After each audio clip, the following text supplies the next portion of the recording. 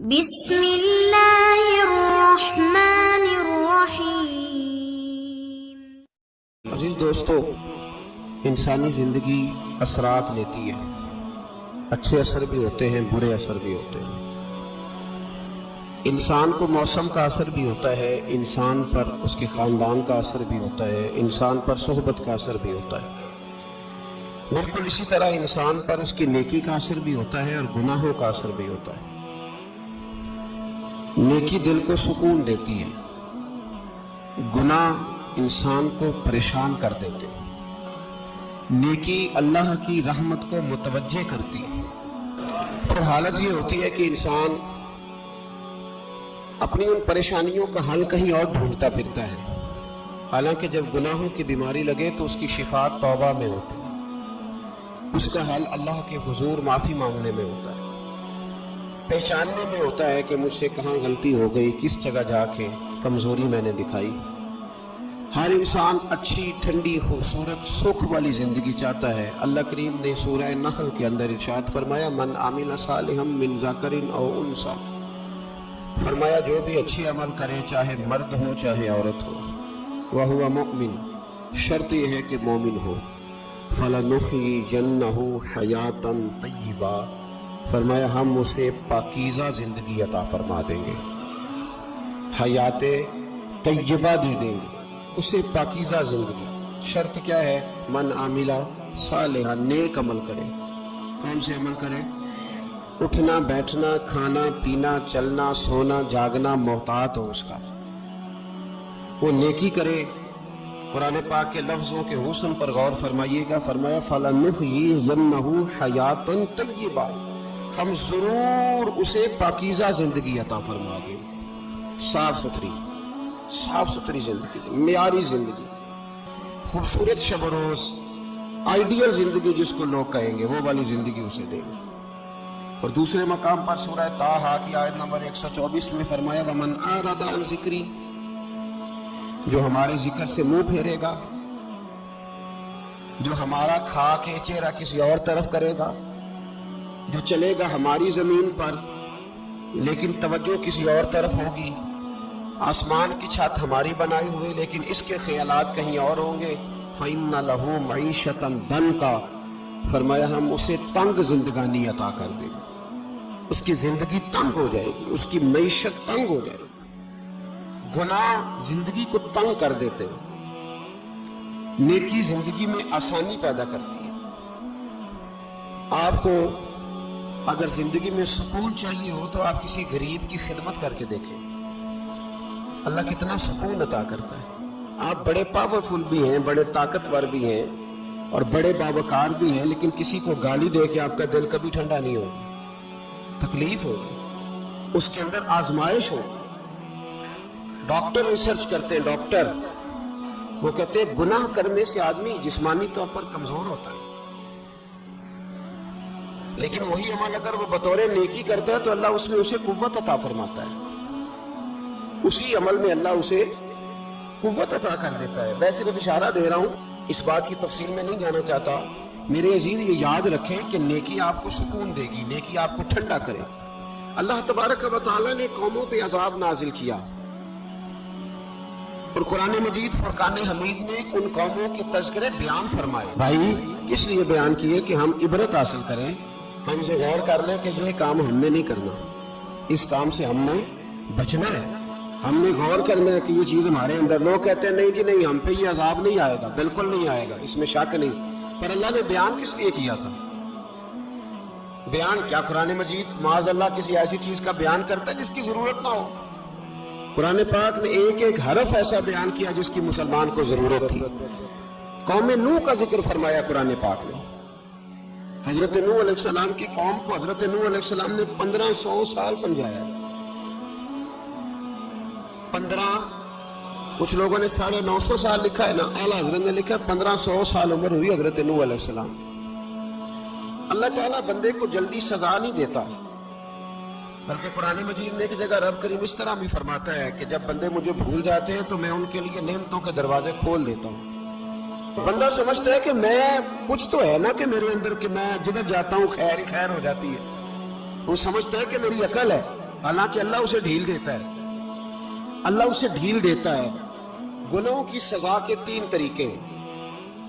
ایک ہے متنبع کرنا، تنبیہ کرتا ہے اللہ، بندہ متنبع ہو جاتا ہے، یہ اللہ کا بہت بڑا احسان ہوتا ہے۔ ایک ہوتا ہے مہلت دینا، اور ایک تیسرا ہوتا ہے اللہ خفیہ تدبیر کرتا ہے۔ تھوڑا سا سمجھیے گا، انسان پر کوئی آزمائش آئی، فوراً اس کی چھٹی اس نے کہا کہ وہ فلاں جگہ غلطی کی تھی تب ایسا ہوا۔ ہوتا ہے نا کئی دفعہ آواز آتی ہے نا اندر سے، چلے بول دے کچھ نہیں ہوتا آپ کو، اللہ جانتا ہے یہاں کوئی کچھ نہیں کہے گا آپ کو۔ اور ہماری تو ویڈیو بھی نہیں گھومتی، یعنی خبر بھی نہیں ہو کہ کس نے ہاں کر دی کس نے نہ کر دی۔ آپ بغیر ٹینشن کے بات چیت کریں، آج کچھ نہیں ہوتا ہے انشاءاللہ تعالی۔ آتی ہے اندر سے آواز، میں آپ سے اس لیے ان چیزوں کی تصدیق کراتا ہوں کہ باقیوں کو بھی آتی ہے کہ نہیں ہے، اس لیے تصدیق۔ کبھی کوئی کسی جگہ انسان پریشان ہوتا ہے تو محسوس کرتا ہے کہ وہاں مجھ سے ہوتا ہے نا جی، جس کو یہ نصیب ہو جائے بڑا خوش نصیب آدمی ہے۔ حضرت مولا علی فرماتے ہیں اگر تجھے دنیا میں سزا مل گئی تو بچ گیا، سمجھ پھر اللہ کرم کرے گا، آخرت میں سزا نہیں دے گا۔ اور یہ یاد رکھ لے، وما اصابکم من مصیبت فبما کسبت ایدیکم ویعفو عن کثیر۔ اللہ فرماتا ہے دنیا میں تجھے جو بھی تکلیف پہنچتی ہے وہ تیرے ہاتھوں کے کرتوتوں کی وجہ سے پہنچتی ہے۔ ویعفو عن کثیر، فرمایا کثیر گناہ تو میں ویسے ہی معاف کر دیتا ہوں۔ یہ جو تیری زندگی میں دکھ ہے نا، یہ بھی میری قلیل سزائیں ہیں۔ یہ کثیر پر سزا، یہ قلیل ہے، قلیل یہ جو تمہاری زندگی میں تکلیف ہے۔ انسان کو سزا ملتی۔ حضرت فضیل بن عیاض رحمۃ اللہ تعالی علیہ گھوڑے پہ بیٹھے تھے، گھوڑا شرارت کرنے لگ گیا،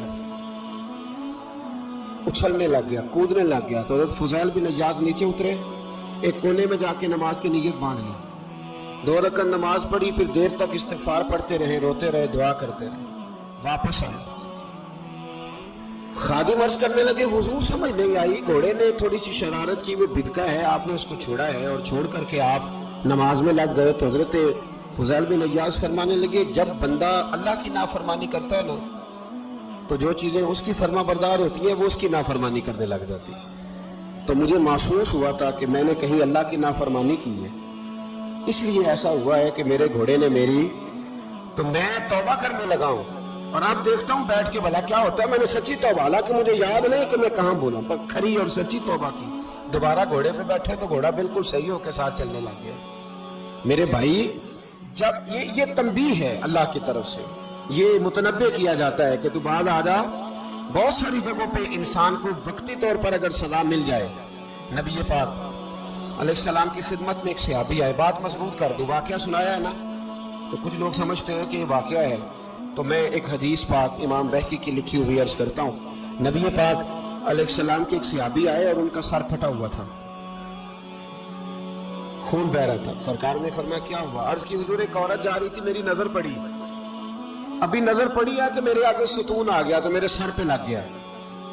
نبی پاک صلی اللہ علیہ وسلم نے فرمایا تیرے لیے خوشخبری ہے، اگر دنیا میں تیری غلطی کی تجھے سزا ملی ہے تو پھر رب تجھے قیامت میں سزا نہیں دے گا۔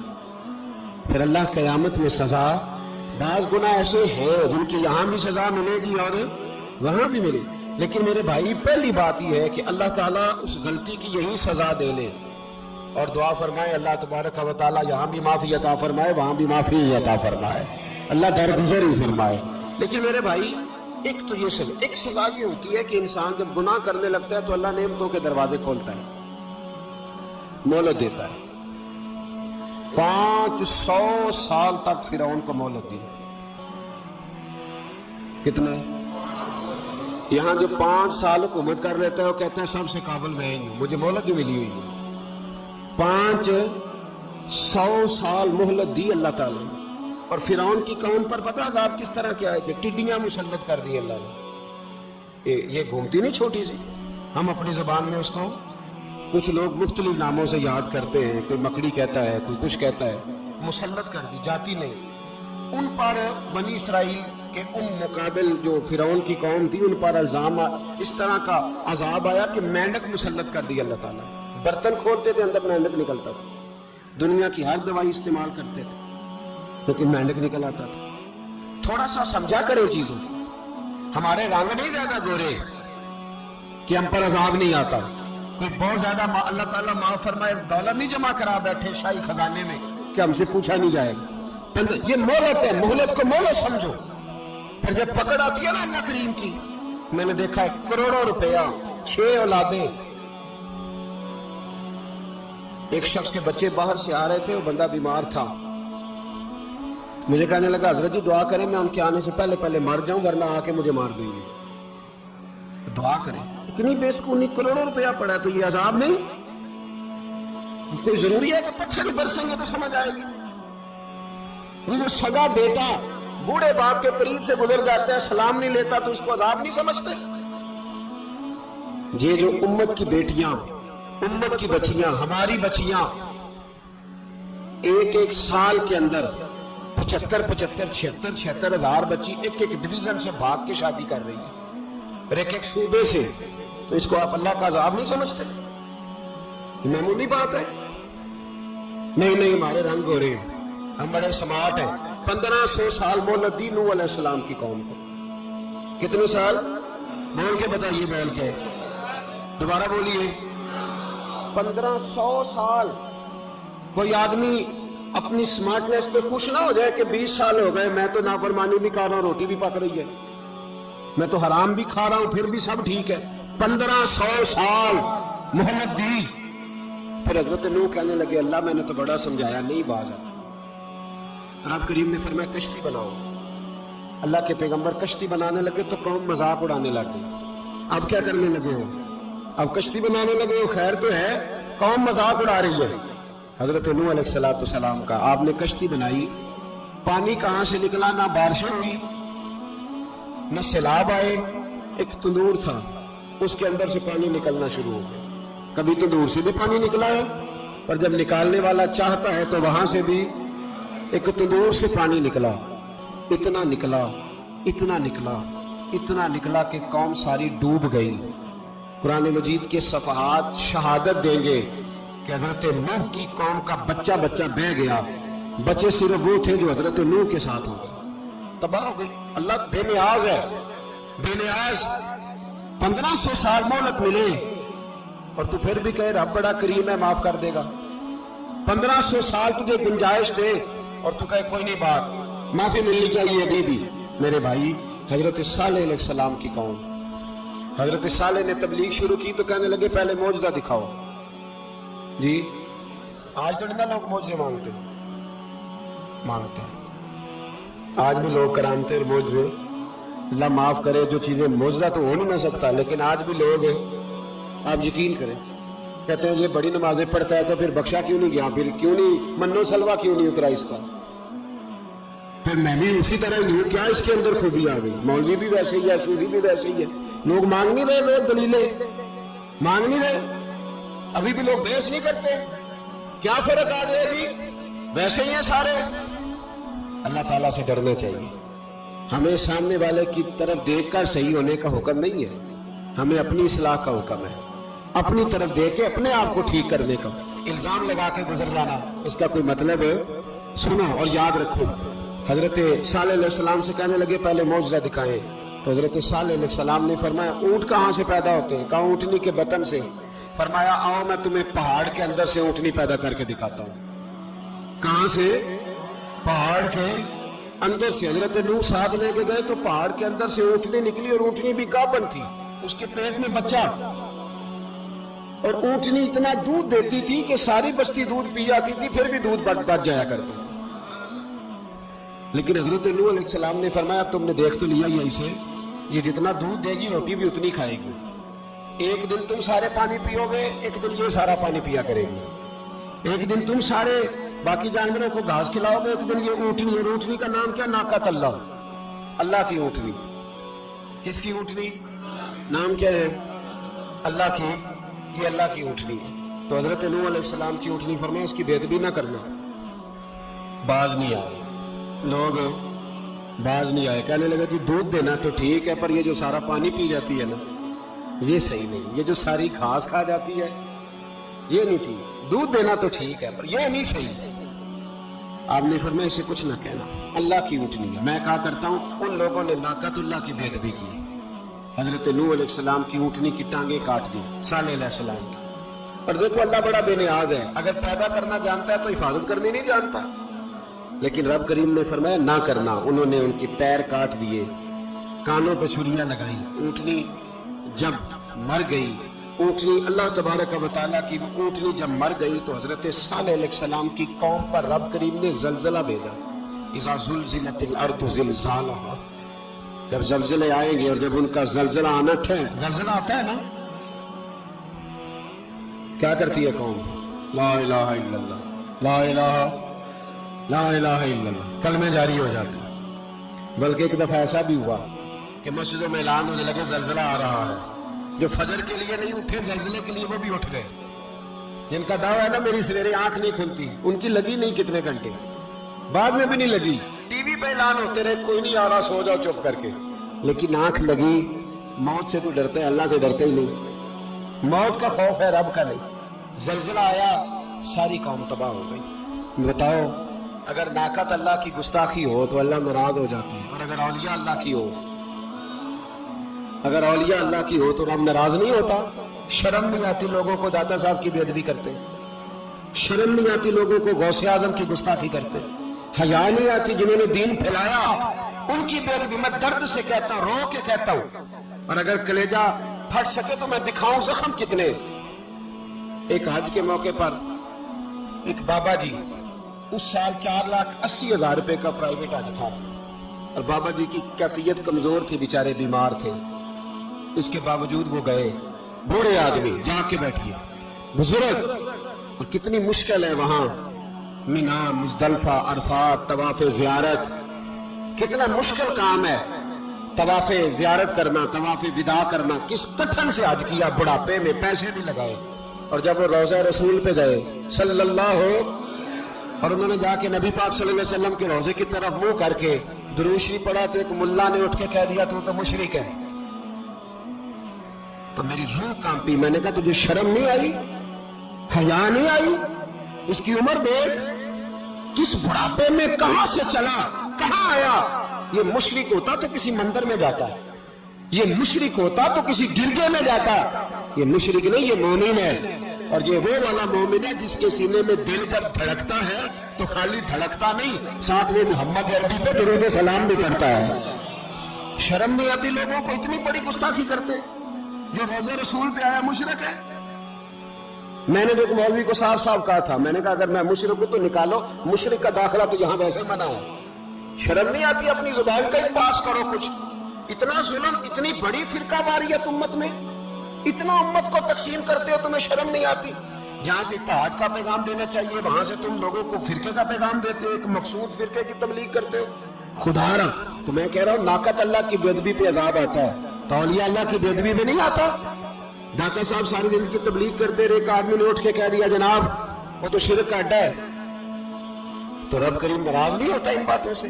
ہمیں خیال کرنا چاہیے، اللہ سے ڈرنا چاہیے. ان چیزوں سے عذاب آتا ہے اور آ رہا ہے. اللہ تعالی ہمیں محفوظ فرمائے. اللہ ہمیں اس سے، قوم لوط پہ بھی عذاب آیا. ہم جنس پرستی، مرد مردوں سے بدکاری کرتے ہیں. حضرت نوح نے سمجھایا کہ یہ کام درست فطرت کے خلاف ہے، یہ کام درست نہیں. جب انسان یہ کام کرتا ہے تو زمین اور آسمان کانپتے ہیں. اب میں کیسے کھول کے بتاؤں؟ میرے پاس اعداد و شمار ہے کہ پاکستان کے اندر اس کام کی کیفیت کیا ہے اور کس طرح کر کے لوگ، میں تو رونا روتا رہتا ہوں داڑھی کا. لوگ کئی دفعہ کہتے ہیں حضرت صاحب پہلے بھی آئے تھے تو داڑھی کی بات، پھر بھی آئے تو داڑھی کی بات. تو میں رونا روتا ہوں، اس لیے روتا ہوں کہ جو کلین شیو نوجوان ہوتا ہے وہ امرد کے حکم میں، اس پر وہی حکم لگتا ہے جو عورت پہ لگتا ہے. اس کے ساتھ مرد کا اٹھنا بیٹھنا اسی طرح نہ جائے گا جس طرح عورت کے ساتھ.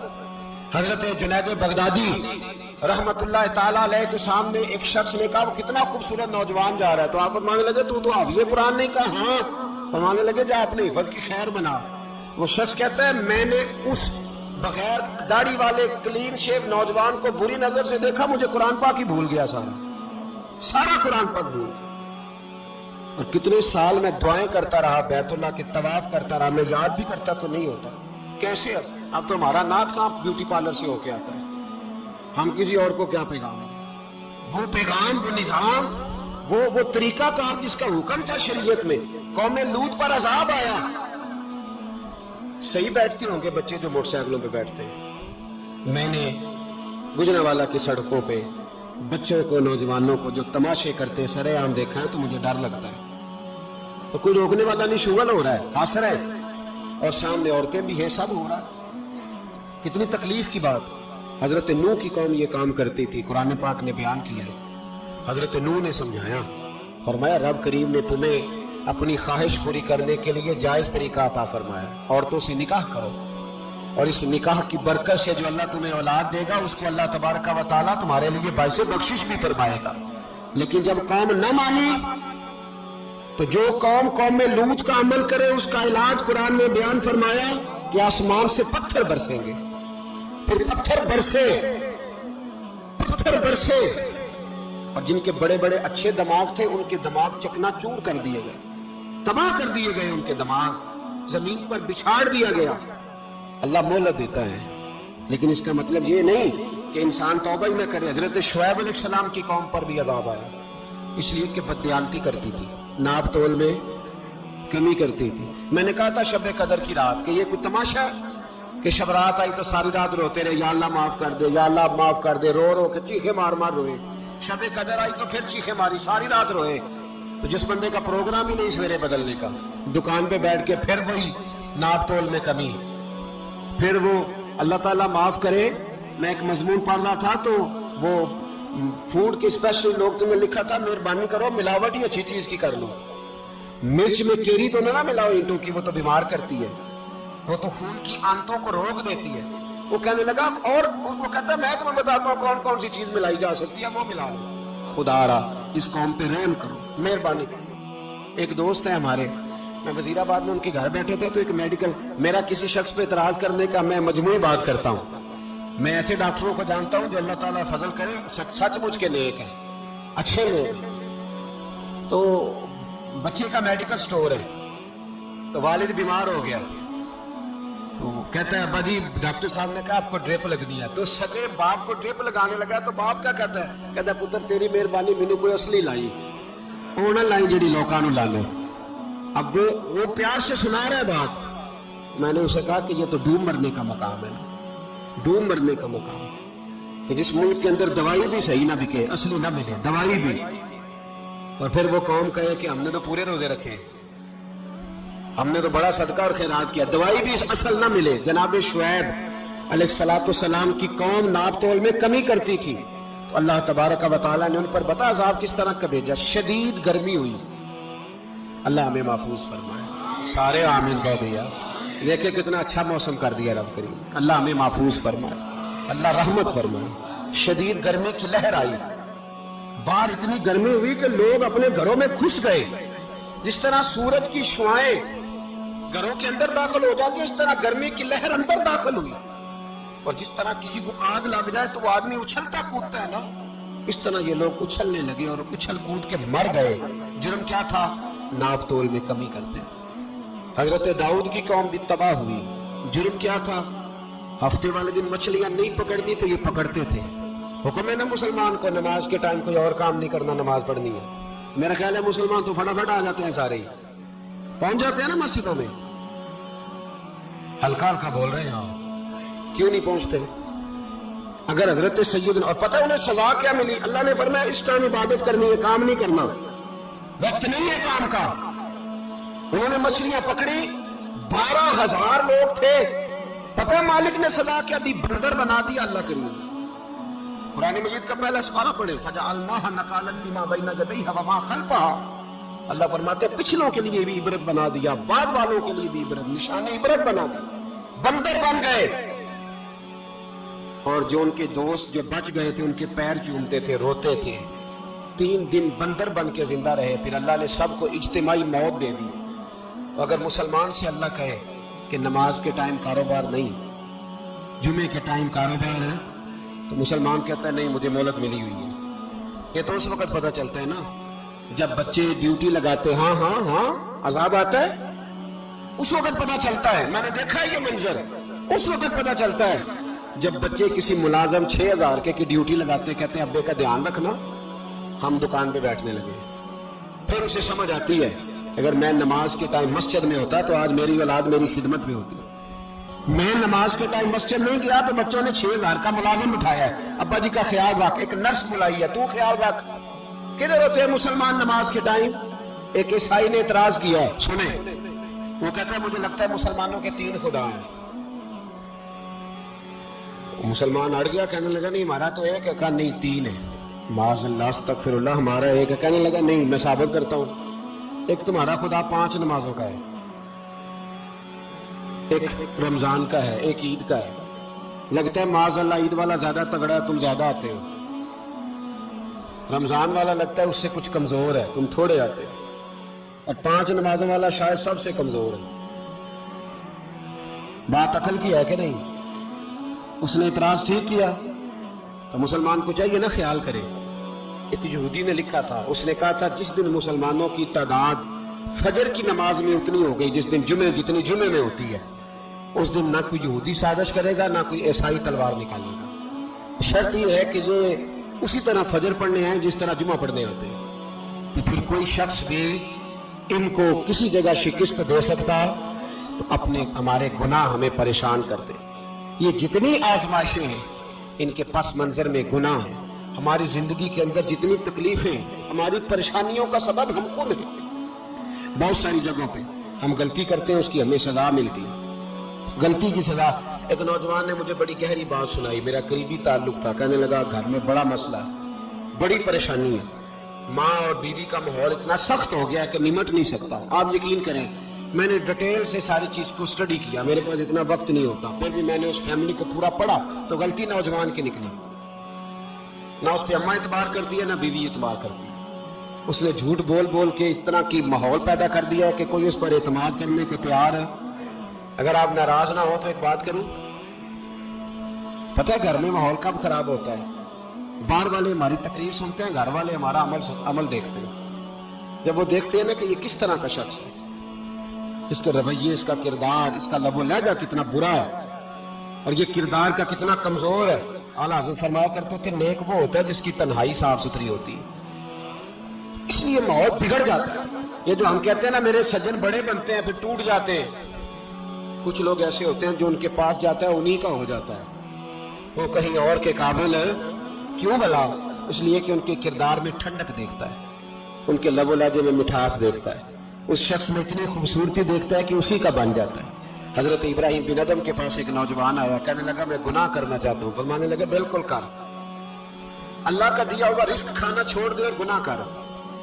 کہنے لگا یہ نہیں ہو سکتا. فرمانے لگے چل پھر اس طرح کر, رب کی زمین پہ نہ رہ, کسی اور کی زمین پہ چلا جا. کہنے لگا یہ بھی نہیں ہو سکتا. فرمانے لگے چل اللہ کی چھت سے نکل جا. کہنے لگا یہ بھی نہیں ہو سکتا. تو آپ رو پڑے. فرمانے لگے پھر جناب اسرائیل جب آئیں تو ان سے کہنا مجھے 2-3 سال کی مہلت دے دیں, پچھلی میری گناہوں میں گزر گئی, میں ذرا 3 سال عبادت کر لوں.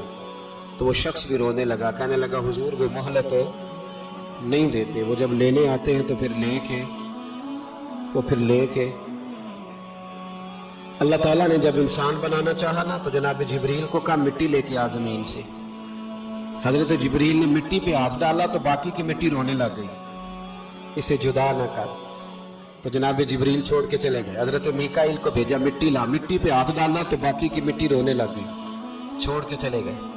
جناب اسرائیل کو بھیجا, مٹی پہ ہاتھ ڈالا تو باقی کی رونے لگ گئی, چھوڑ کے نہ جاؤ. تو حضرت اسرائیل فرمانے لگے تیرا رونا دیکھو کہ رب کا حکم دیکھو. وہ لے گئے, جب پیش کی تو رب کریم نے فرمایا اسرائیل جان نکالنے کی ڈیوٹی بھی تیری, تو مٹی کو لے آنا, باقی مٹی روتی بھی رہے تو روتی رہے. جب میرا فیصلہ آ جائے تو پھر اس میں کوئی گنجائش ہے. ہم کھاتے بھی اللہ کا ہیں, نافرمانی بھی اس کی کرتے ہیں, زمین پہ بھی اس کی چلتے ہیں, نافرمانی بھی اس کی کرتے ہیں, حکم کسی اور کا مانتے ہیں, چھت پہ رب کریم کی رہتے ہیں. اس طرح نظام نہیں چلتا. میرے بھائی یاد رکھ لو, گناہوں کی سزا ملے گی, زندگی تنگ ہو جائے, یہاں بھی آزمائش ہوگی اور وہاں بھی. میں نے درس پہ کہا تھا, پھر بات کہتا ہوں, یہ میں اپنے لیے کہہ رہا ہوں, توجہ ہے میری بات پر. دعا فرمایا کریں کہ جو کچھ ہم نظر آتے ہیں اللہ ہمیں ویسا بننے کی توفیق بھی عطا فرما. اللہ ویسا بننے کی, یہ مشکل معاملہ, مشکل. دیکھیں نا ایک آدمی سیاست دان ہے, اس نے بڑے اچھے نعرے لگائے، انقلاب آ جائے گا، میں غریب کا بھلا کر دوں گا، میں یتیموں کے سر پہ ہاتھ رکھوں گا، میں مجبوروں کی مدد کروں گا، میں دکھیوں کی مدد کروں گا، مزدوروں کو. اس نے اچھے اچھے نعرے سکھائے، اچھا اس نے پیغام دیا. اندر اس کے یہ تھا کہ اقتدار ملے گا تو مرضی کروں گا. لوگ اس کے گرد بھی گئے، اس کی گاڑی کے پیچھے بھی بھاگے، لوگوں نے اس کے نعرے بھی لگوائے، جیب سے پیسے لگا کے اس کے پوسٹر بھی شائع کیے. لوگ اس کے گرویدہ ہو گئے. لوگوں نے پوری، اور میری قوم نے تو بیچاری نے کئی دفعہ دھوکے کھائے. جس نے نعرہ لگایا غریب اسی کے پیچھے مسیحا بن کے چل پڑا. آج دھوکہ دے لیا، لوگوں کو پیچھے لگا لیا. یہ بتاؤ اگر راز کھل جائے، اگر راز کھل جائے کہ یہ دھوکہ دے رہا ہے، یہ فریب کر رہا ہے، تو لوگ اس کا کیا حال کریں گے؟ یہ راز قیامت میں کھل جائے گا. قیامت میں یہ راز یہ کھل جائے گا. یہ دھوکے باز تھا. اذا زلزلت الارض زلزالہا، جب زلزلہ آئے گا جیسے اس کا آنا ٹھہرا. واخرجت الارض اثقالہا، زمین اپنے بوجھ باہر نکال دی. اس سے مراد کیا ہے کہ زمین پہ جو جرم ہوئے زمین بتا دے گی، باہر نکل آئے. وقال الانسان ما لہا، انسان کہے گا اسے کیا ہوا، یہ تو سب کچھ بتا رہے ہیں. بوجھ باہر نکال دے گی. ایک آدمی پیر طریقت بن کے بیٹھ گیا، جبہ کبہ پہن کے بڑی پگڑی باندھ کے بیٹھ گیا، اچھی نیک باتیں بتانے لگا. لوگ اس کی دست بوسی کرنے لگے، ہاتھ چومنے لگے، پیچھے لگ گئے، خدمت کرنے لگے، جیب سے نذرانہ دینے لگے. اس کے نام پر لوگ اپنی جیب سے لنگر پکانے لگے، خانقاہ کی خدمت ہونے لگی. مہمان اس کے آتے، نوکری کوئی اور کرتا. میں نے کہا تھا شاید اپنے لیے کہہ رہا ہوں. ڈیوٹیاں لوگ کرنے لگے، حالات بدلنے لگے. لیکن اس کے اندر تو چور تھا، وہ تو دکاندار تھا. تو یہاں جو اس کے پیچھے لگے تھے وہ تو سچے تھے، انہیں تو اجر ملے گا. لیکن اس کا جب راز کھلے گا تو بڑی رسوائی ہوگی. اس کا جب راز کھلے گا تو بڑی، ایک میری طرح کا دیندار تھا، جو چہرے کا تو نیک تھا، اندر پتہ نہیں کیا کچھ تھا. ایک طوائف گزر رہی تھی، اس نے اس کو تبلیغ کر دی.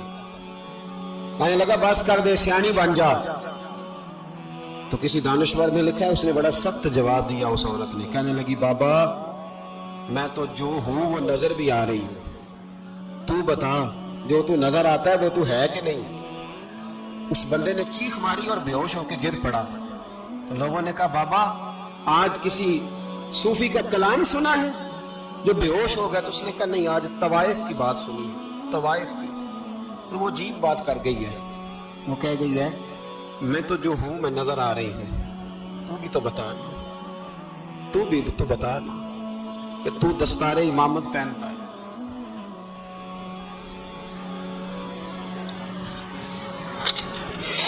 تو بتا تو جو کہلاتا ہے تو وہ ہے کہ نہیں. یہ وقال الانسان ما لہا، یہ راز قیامت میں کھلے گا. ہم جو کچھ بتا رہے ہیں نا اپنی زبانوں سے، ہمیں اپنے گناہوں کا احساس ہونا چاہیے. ایسا نہ ہو کہ جب سزا ملے تو پھر اس طرح کی ملے کہ دوبارہ کسی کو کوئی منہ دکھانے کے قابل نہ رہے. میرے بھائی یاد رکھیں اور سمجھیں، گناہ انسان کی زندگی کو تنگ کرتے ہیں. میرے نبی پاک علیہ السلام نے فرمایا جب تو جھوٹ بولتا ہے تو تیرے فرشتے کرامن کاتبین سائیڈ پہ ہو کے کھڑے ہو جاتے ہیں. جب تو زنا کرتا ہے تو تیرے اندر سے ایمان نکل جاتا ہے. اور نبی پاک علیہ السلام نے فرمایا جب میری قوم میں ناانصافی عام ہو جائے گی تو قتل بھی عام ہو جائے گا. اور سن لو لکھ لینا یہ حدیث دل کی تختی پر. نبی پاک علیہ السلام نے فرمایا جب میری قوم میں بے حیائی اور بدکاری عام ہو جائے گی تو 2 سزائیں اللہ دے گا. ایک تو جوان موتیں آئیں گی، جوان بچے کچھ بھی نہیں دیکھا چلے گئے. اور دوسری سزا اللہ یہ دے گا کہ ایسی بیماریاں آئیں گی جن کا علاج نہیں ملے گا، ایسے امراض پھوٹ پڑیں گے. اگرچہ میں آپ کو ایسی تقریر بھی سنا سکتا تھا جس پہ آپ بہت زیادہ محظوظ ہوتے، پر میں نے اس جمعے میں ایسا موضوع چنا ہے جس کا ہمیں خاص ضرورت ہے. بھائی دیکھیں تو صحیح کہیں ایسا تو نہیں کہ ہم ان عیبوں میں مبتلا ہیں. میرے نبی کریم علیہ السلام نے فرمایا جب تم نیکی کا حکم دینا اور برائی سے منع کرنا چھوڑ دو گے پھر اللہ تم پر ظالم حکمران مسلط کرے گا. اور اگلے لفظ اس سے بھی زیادہ سخت ہیں. محبوب فرمانے لگے پھر تمہاری نیک لوگ دعائیں بھی کریں گے تو اللہ وقتی طور پر ان کی دعاؤں کو بھی قبول نہیں فرمائے گا، اس لیے کہ تم لوگوں نے نیکی کا حکم دینا اور بھلائی سے روکنا چھوڑ دیا. عزیزو یاد رکھو جب گناہ عام ہوتے تو پھر حالات بدلتے اور لوگوں کو سزا ملتی ہے ان کے گناہوں کی، بلکہ یہاں تک لکھا ہے کہ نیت خراب ہو تو سزا شروع ہو جاتی ہے۔ کیا خراب ہو؟ بولیے گا۔ نیت بھی خراب ہو تو سزا۔ حضرت رومی کہتے ہیں کہ ایک بادشاہ کو پتہ چل گیا کہ ایک آدمی نے بڑا اچھا باغ لگایا، خوبصورت باغ ہے، مالٹے کا، کنوں کا باغ، بڑا پیارا۔ بادشاہ نے کہا ذرا جا کے دیکھتا ہوں۔ بادشاہ سلامت باغ دیکھنے آئے تو اب وہ مزدور آدمی تھا، عام آدمی تھا جس نے باغ لگایا، کسان تھا، اس کو کہا کہ چند کنوں توڑ کے لایا تو بڑے پیارے لگے، ایک دو اور لایا، کھائے، بڑے میٹھے، بڑے پیارے، بڑے توانا، بڑا مزہ آیا۔ تو بادشاہ کے دل میں خیال آیا کہ اس پہ قبضہ نہ کر لوں باغ پہ۔ ہمارے یہاں نا کرائے پہ دکان دیتا نا مالک، تو جب کسی غریب کی چل جاتی ہے کہتا ہے تو خالی کر، میں نے خود ڈال لی ہے، چل گئی نا اس کی۔ حالانکہ رزق اپنے اپنے نصیب کا ہے، رزق اپنے اپنے نصیب کا ہے، جس کو اللہ تعالیٰ چاہتا ہے عطا کرتا ہے۔ تو اس کو کہا کہ اور توڑ کے لا، اور دل میں خیال ہے کہ یار اتنا اچھا باغ ہے، قبضہ کر لیتے ہیں، ہماری کو ان پہ قبضہ کر لیتی ہے کہ کوئی چیز اچھی لگ جاتی۔ اب وہ کسان 2-3 کنوں توڑ کے لایا، اس نے کھائے تو کھٹے نکلے، ترش تھے۔ کہنے لگا تجھے کیا ہو گیا ہے؟ تو بندہ بڑا صاحب دل تھا، کہنے لگا میں تو ٹھیک ہوں، آپ اپنی نیت سے پوچھیں کہیں خراب تو نہیں ہو گئی۔ تو کنوں میں بھی اس کا اثر آ گیا، اپنی نیتیں بگڑ گئے نا، نیتیں۔ اب ایک بات کہنے لگا ہوں، غور سے سننا، جب تک دو بھائی اکٹھے کاروبار کرتے ہیں نیت ہوتی ہے کہ ہمارا گھر چلے گا، تب تک اللہ برکت دیتا ہے۔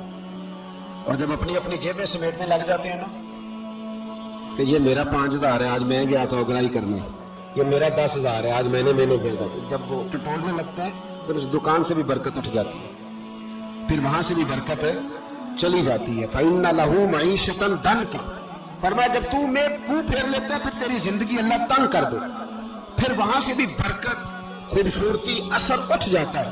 ایک سنار نے گلی میں ایک یتیم چھوٹے سے بچے کو گھومتے دیکھا تو سنار بے اولاد تھا، بچے کو اٹھا کے گھر لے آیا، 18 سال اس بچے کی پرورش کی، اس کو پالا پوسا، جوان کیا۔ سنار کے پاس وہ دکان پہ چلا جاتا، وہ کئی دفعہ دکان پہ رہتا، کئی دفعہ گھر میں رہتا۔ ایک دفعہ وہ دکان پہ تھا، بچہ گھر تھا، 18 سال کا جوان، اس کی بیوی اکیلی تھی، وہ جس نے ماں بن کے پالا تھا اس نے اسی پہ حملہ کر دیا، اس کا بازو بری نیت سے تھاما، بیوی چیخی، تھوڑی دیر گزری تو وہ نوجوان پیروں میں بیٹھ گیا، کہنے لگا اماں پتہ نہیں مجھے کیا ہوا۔ شام کو سنار آیا، بیوی چیخنے لگی، چلانے لگی، کہنے لگی آج عجیب بات ہوئی، جس کو میں نے جگر کا خون دے دے کے پالا اسی نے گندی نظر ڈالی۔ سنار محو حیرت ہے، بیوی کا خیال تھا کہ لٹھ اٹھائے گا، ڈنڈا اٹھائے گا، نوجوان کو مارے گا، لیکن وہ رونے لگ گیا۔ اس نے کہا آج اس نے میرا بازو تھاما ہے، جانے کیا کیا ہے، پریشان ہونے لگ گیا، سجدے میں گر گیا، کہا تو بتاتا کیوں نہیں؟ تو وہ سنار کہنے لگا اس کی غلطی نہیں، 18 سال کے بعد آج مجھ پر بھی شیطان سوار ہوا تھا۔ ایک عورت آئی تھی، اپنے بازوؤں میں چوڑیاں پہننا چاہتی تھی تو میں نے بھی گندی نظر سے ہاتھ ڈالا تھا، رب کریم نے مجھے فوراً اس کی سزا دی۔ جن کے گھروں میں بیٹیاں ہوتی ہیں ان کی نظریں گندی نہیں ہوتی، جو بیٹیوں کے باپ ہوتے ہیں، جو بہنوں کے بھائی ہوتے ہیں، ان کی نظریں گندی۔ اور اگر تو ٹیلی فون کرتا ہے تو کسی عورت کے ساتھ تعلق رکھتا ہے تو یہ بات لکھ لے، امام فخر الدین رازی 1، علامہ اسماعیل حقی 2، ملا جلال الدین رومی 3، امام خازن 4، امام جلال الدین سیوطی 5 حدیث کے استاد اور محدث لکھتے ہیں کہ اگر تو کسی پر گندی نظر ڈالے گا تو تیرا گھر بچ سکتا، یاد رکھ نہیں بچے گا، اس لیے کہ تیری نظر ہے، کسی کی بیٹی کو بیٹی سمجھ تاکہ تیری بچی کا پردہ قائم رہے، کسی کی بہن کو، یہ کیا بات ہوئی کہ تو جتنا مرضی گند معاشرے میں پھیلاتا رہے تیرا گھر بچا رہے، یہ کیسے ہو سکتا؟ فَإِنَّ لَهُ مَعِيشَةً ضَنْكَ، اللہ فرماتا ہے زندگی تنگ ہو جائے گی تیرے لیے مشکل، تو ڈھونڈتا پھرے گا کہ میں مرنے کو جگہ تلاش کروں۔ سچی توبہ کرے، کھری توبہ کرے، یہ گناہ انسان کو مجبور کر دیتے ہیں۔ حضرت عبداللہ بن مبارک رحمۃ اللہ تعالی علیہ، ان کے سینکڑوں شاگرد تھے، ایک شاگرد کے انتقال کا وقت آیا تو گھر گئے ملنے، آپ کہتے ہیں میں نے زور لگا لیا پر اس کی زبان پر کلمہ جاری نہیں ہوا، میں اسے کہتا کلمہ پڑھ پر اس کی زبان پر جاری اللہ اکبر، بہت بڑی نعمت ہے۔ دعا فرمائیں اللہ ایمان کی موت عطا فرمائے، ایمان کی موت دے اللہ کریم، ایمان کی موت دے۔ ایسے بھی لوگ دیکھیں مسجد نبوی ہے، رسول اللہ کا شہر ہے، سر سجدے میں ہے، روح پرواز کر گئی، روح پرواز، کتنا نصیبوں والا ہے، کتنا نصیبوں والا کہ مسجد نبوی میں سر سجدے میں رکھا ہے اور اللہ تبارک و تعالیٰ نے محبوب کے قدموں میں موت عطا فرمائی۔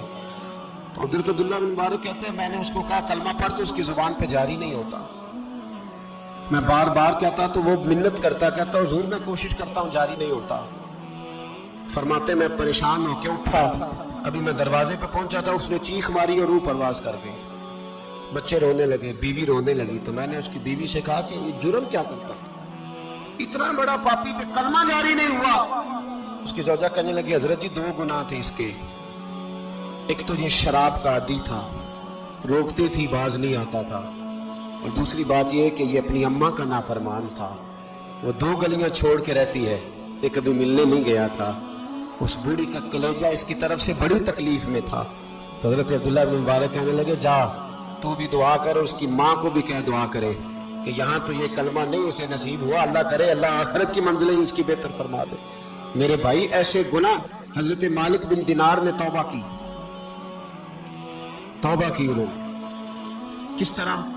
فرماتے میں نشے کا عادی تھا، کسی نے مجھے کہا کہ بطور دوائی شراب پی لو تو میں نے پی لی، نشے کا عادی تھا، شراب پیتا تھا۔ اللہ تعالیٰ نے بڑی منتوں اور کوششوں کے بعد، منتوں کے بعد ایک بیٹی عطا فرمائی، وہ بھی 2.5-3 سال کی ہوئی تو پردہ کر گئی۔ کہتے میں اس کی قبر پہ بیٹھ کے گھنٹوں روتا ہوں، شراب کا عادی تھا۔ ایک دن سویا تو خواب دیکھتا ہوں کہ میرے پیچھے ایک بڑا سانپ لگ گیا، اور سانپ جب منہ کھولتا ہے تو انگارہ نکلتا ہے، میں پھر دعا کرتا ہوں اللہ ہمیں معاف فرمائے، اللہ ہم سے درگزر۔ میں کچھ قبرستانوں میں جاتا ہوں تو میں سانپ بچھو پھرتے ہوئے دیکھتا ہوں، ڈر آتا ہے کہ ہم یہاں آنے والے ہیں، یہ لوگ کہہ رہے ہیں کہ تمہاری تیاری ہے، کسی وقت بھی اعلان ہو جائے گا کہ چلو بھائی چلو فلاں صاحب کا جنازہ ہے، اٹھو۔ لوگ کہتے ہیں جلدی کرو، اور ایک کونے میں ایک شخص یہ بھی کہتا ہے کہ دیکھ بھی رکھ لو مہمان بڑے جمع ہو گئے، اور ایک کونے میں لوگ یہ بھی کہتے ہیں کہ برف ٹھنڈی لے آؤ، لوگوں نے پانی بھی پینا۔ پہلے اعلان ہوتا ہے کہ فلاں فوت ہو گیا، پھر اعلان ہوتا ہے جنازے کا ٹائم ہو گیا، پھر اعلان ہوتا ہے جنازہ اٹھایا جائے گا، اور پھر بات ختم ہو جاتی ہے، پھر کل من علیہ فان، پھر کوئی نہیں پوچھنے آتا، ختم ہو گیا، قصہ ہی ختم ہو گیا، ان لوگوں کی کہانی مٹ گئی، ختم ہو گئے، بڑے بڑے کج کلا، کوئی پوچھنے والا نہیں۔ موت کا راج ہے موت کا راج، موت راج کرتی ہے بس، اور کسی کا راج نہیں، وہ راج کرتی ہے، جدھر جاتی ہے اسی کا راج ہے، راج کر رہی ہے۔ تو حضرت مالک بن دینار کہتے ہیں قبرستان میں میں نے دیکھا، میں خواب دیکھتا ہوں بڑا اژدہا، اس کے منہ کے اندر آگ میرا پیچھا کر رہا ہے، کہتے ہیں میں خواب دیکھ رہا ہوں، میں دوڑا، لیکن وہ اژدہا جب میں دوڑا تو میرے آگے آ کے کھڑا ہو گیا، میں مشرق کو دوڑا تو وہاں بھی آ گیا، مغرب کو دوڑا تو وہاں بھی آ گیا۔ جناب مالک بن دینار کہتے ہیں ایک بوڑھا شخص کمزور مجھے بچانے آیا، پر اس اژدہا نے پھونک ماری تو وہ بوڑھا آدمی دور جا گرا۔ کہتے میں چیختا تھا، چلاتا تھا، ایک پہاڑی پہ میں بھاگا گیا تو وہاں مجھے میری بیٹی ملی، مجھے فوت ہو گئی۔ وہ اس اژدہے کے آگے اس نے یوں ہاتھ کیا تو اژدہا پیچھے بھاگ گیا، میں نے بیٹی کو گود میں اٹھایا، میں نے کہا بیٹی یہ کون تھا؟ کہنے لگی ابا یہ تیرا برا عمل تھا، یہ تیرا برا عمل تھا، یہ تجھے کھا جاتا اگر میں نہ ہوتی۔ تو کہا یہ بوڑھا جو مجھے بچانے آیا یہ کون تھا؟ کہا یہ تیرا اچھا عمل تھا، پر کمزور بڑا تھا، تھوڑا تھا، یہ تیرے برے عمل کا مقابلہ کرنے کی ہمت نہیں رکھتا تھا۔ حضرت مالک بن دینار کہتے ہیں میری بیٹی نے خواب میں میری داڑھی پکڑ لی اور کہنے لگی ابا میں چاہتی ہوں تو صحیح ہو جا، ایسا نہ ہو کہ پھر تیرے پیچھے یہ اژدہا لگ جائے۔ حضرت مالک بن دینار کہتے ہیں جب میں سو کے اٹھا تو میری داڑھی آنسوؤں سے بھری ہوئی، پھر اس کے بعد میں نے توبہ کی، اس طرح کی توبہ کی کہ پھر میں نے کوشش کی کہ دوبارہ میں اپنے رب کی نافرمانی نہ کروں۔ حضرت عبداللہ ابن عباس فرماتے تھے جو دنیا میں ہنس ہنس کے گناہ کرتے ہیں نا، ہنس ہنس کے جھوٹ ہنس ہنس کے بولتے ہیں، ہنس ہنس کے لوگوں کی غیبت کرتے ہیں، فرمایا یہ جو تمہیں ہنس ہنس کے گناہ کرتے نظر آتے ہیں ان کا رونا قیامت میں دیکھا نہیں جائے، ان کے آنسو قیامت میں دیکھے نہیں گئے۔ جو ہنس ہنس کے گناہ کرتے یہ روئیں گے، فَلْيَضْحَكُوا قَلِيلًا وَلْيَبْكُوا كَثِيرًا۔ رب فرماتا ہے زیادہ رویا کرو، کم ہنسا کرو۔ نبی پاک علیہ السلام روتے تو صحابہ کہتے حضور آپ اتنا کیوں روتے ہیں؟ تو محبوب فرماتے جو میں جانتا ہوں وہ تم نہیں جانتے۔ بھائیو، قبروں میں اکیلے جانا ہے، کبھی غور کرنا، اکیلے کوئی بندہ ساتھ حساب دینے نہیں جائے گا۔ اماں بڑا پیار کرتی ہے لیکن قبر میں کبھی کوئی ماں بھی ساتھ دفن نہیں ہوتی۔ اپنا اپنا حساب دینا، مشکل وقت ہے، حساب کر لینا چاہیے، تیاری کر کے رکھنی چاہیے۔ گناہ اگر یہاں ہماری زندگی کو تنگ کریں گے تو وہاں بھی ہمارے لیے مشکلات پیدا کریں۔ نبی کریم علیہ السلام نے فرمایا ہے کہ اللہ بڑا مہربان ہے، اللہ بڑا کریم ہے، اللہ بڑا ستار ہے۔ اور یاد رکھو جب کوئی اس کی ریٹ کو چیلنج کرے، جب کوئی اس کے قانون کو توڑے، جب کوئی اللہ کی اعلانیہ نافرمانی کرے، پھر رب کریم کی غیرت کو، اس کے عدل کو جوش آتا ہے۔ توبہ کریں سچی، مسجد کی حاضری دیں پابندی کے ساتھ۔ میری آپ سے ہمیشہ یہ گزارش رہتی ہے کہ مسجد کی حاضری پابندی سے دیں۔ میں اپیل کرتا ہوں داڑھی رکھ لیں، یہ میرے نبی کا طریقہ ہے صلی اللہ تعالی علیہ۔ واپس آ گئے، ہماری بقا نہ ہمارے دین میں ہے، کوئی نہیں ہمیں رکھے گا، کوئی نہیں رکھے گا، کوئی نہیں۔ میرا ایک دوست رات بتا رہا تھا کہ سعودی عرب میں ایک شخص نے 30 سال محنت کی، تو جب وہ مرا ہے وہیں اس کے گھر میں فون کیا تو اس کے گھر والوں نے کہا جناب آپ کو مشکل ہوگی ڈیڈ باڈی بھیجنے میں، وہیں دفن کر دیں۔ ہاں اگر اس کا کوئی پیسہ ہے تو وہ ذرا اکاؤنٹ میں بھیج دیں، بچیوں کو ضرورت ہے۔ او بھائی تو اکیلا جائے گا، تیرے لیے مشکل ہو جائے۔ اپنے بھی ساتھ یقین کریں، بچے دعائیں کرانے آتے ہیں، کہتے ہیں حضرت جی دعا کریں اللہ اماں کی سختی معاف کر دے۔ اس کا مطلب کیا ہے کہ اماں اب جائیں، اب ہمارا نمبر آئے۔ بچے تو انتظار کر رہے ہیں کہ ابا جائے اور گدی پہ ہمارا نمبر آئے۔ تیاری ہے، اکیلے جانا ہے، اکیلے سخت سا مرحلہ ہے، اکیلے سارا کچھ فیس کرنا۔ آج توبہ کریں، وہاں کے کیڑے یہاں رہ کے ماریں، اپنے ساتھ ظلم نہ کریں۔ ہم اس قابل نہیں کہ وہاں جا کے مقابلہ کر سکیں۔ بچیں، اپنے آپ کو محفوظ کریں، بچائیں، حساب اپنا اپنا دینا ہے۔ کسی باپ نے اگر اپنے بچوں کو حرام کھلایا تو بچے تو نہیں کہہ رہے تھے نا کہ حرام لے کے آ، تو باپ نے حساب دینا، والد نے۔ لہٰذا مہربانی فرمائیں، اپنے اوپر رحم کھائیں، اپنے آپ کو سنواریں۔ آج جمعۃ الوداع ہے، توبہ کریں، اللہ کے نیک بندوں کی صحبت میں بیٹھا کریں، اچھی باتیں سنا کریں تاکہ دل نرم رہے۔ ان جگہوں سے بچیں جو گناہ کی طرف لے کے جاتی، ظلم سے، زیادتی سے، جبر سے بچیں۔ اپنے آپ کو اپنے رب کریم کی بارگاہ میں جھکا دیں۔ ہمارا کہیں اور گزارا نہیں، کوئی نہیں ہمیں پوچھے گا۔ اقبال رو پڑے آخری عمر میں، رو پڑے اور اللہ کی بارگاہ میں عرض کرنے لگے نہ جہاں میں کہیں بھی امان ملی، جو امان ملی تو کہاں ملی، میرے جرم خانہ خراب، تیرے عفو بندہ نواز میں پناہ صرف اللہ رسول کی بارگاہ میں، باقی کوئی پناہ دینے کو تیار نہیں ہے۔ دعا کرتا ہوں اللہ کی بارگاہ میں اللہ ہمیں سچی توبہ کی توفیق عطا فرمائے۔ آخر دعوانا ان الحمدللہ۔